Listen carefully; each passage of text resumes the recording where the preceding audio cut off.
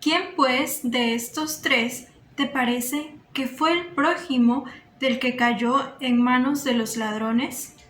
Lucas capítulo 10, versículo 36. La ley de Dios nos manda a amar al prójimo como a nosotros mismos. Este mandamiento es semejante a la norma suprema de Moisés que ordena amar a Dios con todo el corazón. De la comprensión unificada de este mandato doble depende, en verdad, la profunda intelección del Evangelio. Tanto debió repetir Jesús a los que lo seguían que era necesario amar a Dios y al prójimo, que finalmente un fariseo pidió una explicación de esto y preguntó: ¿quién es mi prójimo? En Lucas capítulo 10, versículo 29. Hubiese sido fácil contestar diciendo que prójimo es el que está cerca, que prójimo son los otros hombres. Pero en el Evangelio, la proximidad no es una medida física, es una dimensión del corazón. La respuesta es tan importante que Jesús dio un largo rodeo para hacerse entender.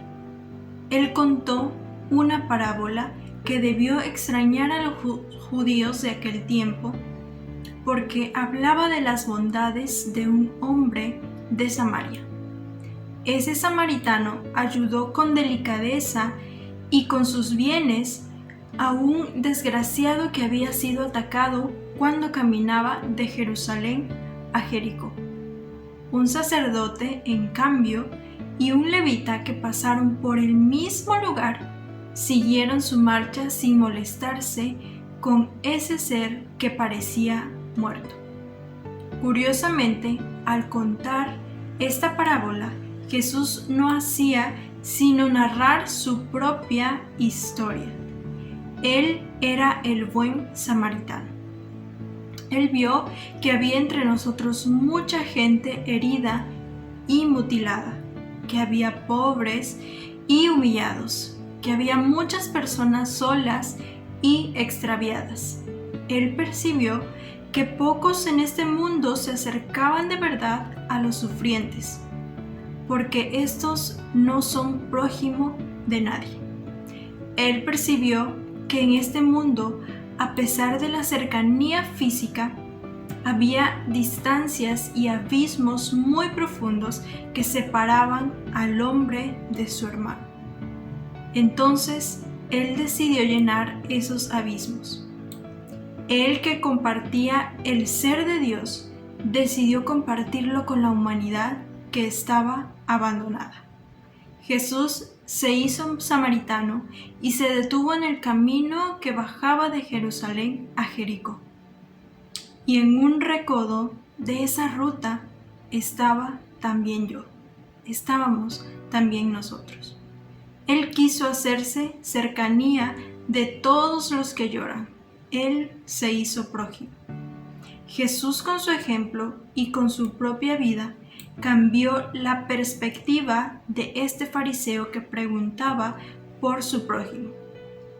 Él respondió a la pregunta dándole la vuelta. La diferencia parece sutil, pero es muy importante. Él se puso del lado de los que sufren y desde allí miró para ver quién se atrevía a dar un paso. ¿Quién era capaz de acercarse al desvalido? ¿Quién se hacía prójimo del necesitado?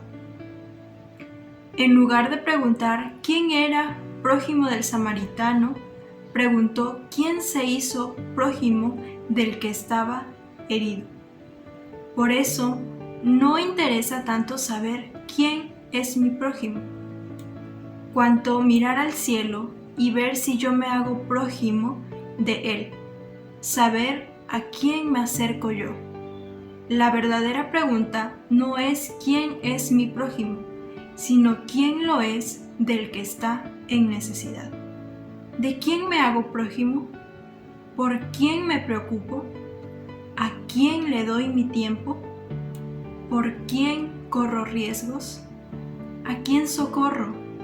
¿A quién le doy mi dinero? La pregunta es necesario formularla desde los que necesitan una mano y tan difícilmente encuentran a alguien con voluntad de cercanía. A ellos es bueno preguntarles: ¿quién se acercó a ti cuando estabas en necesidad? Todos buscamos que nos amen y consuelen. Nadie quiere quedar solo en esta vida.